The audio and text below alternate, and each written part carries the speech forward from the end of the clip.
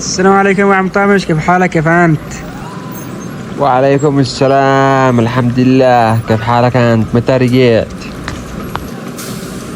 قد لي أسبوع من ما رجعتوا يا عم طامش. يا عم طامش في بعقلي يعني شيء يعني فكروا بي يحيرنا صح.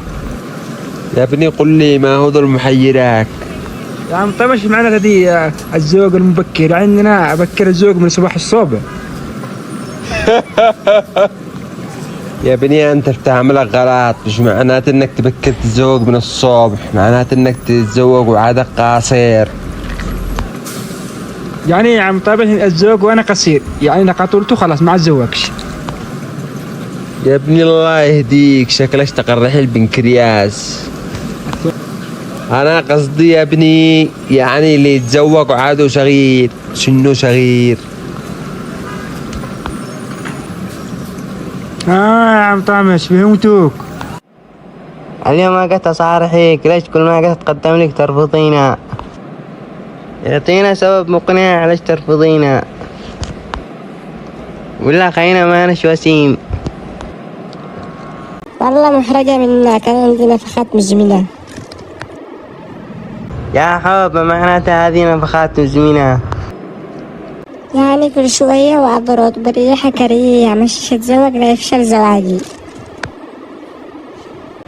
ها بس أنا عندي مشكلة بالشام، ما شمس لله يعني مش أثرش على زواجنا. متأكد من كلامك؟ أيوة يا حب متأكد. خلاص أنا موافقة. خلاص يا حب، باقي خطوب وعقد، ما يجي بكرة إلا وأنت عندي بالبيت. يا أمير مالك ما جيت الحورس حق الزامطة؟ أمانة عليك الزامطة تزواج، والله ما لي علم. أيوة تزوج، أمس حضرنا حق العروس. أوه ما كنتش داري ولا باقي معاكم. وأخيرا يا حب تزوجنا واجتمعنا الاثنين داخل الغرفة.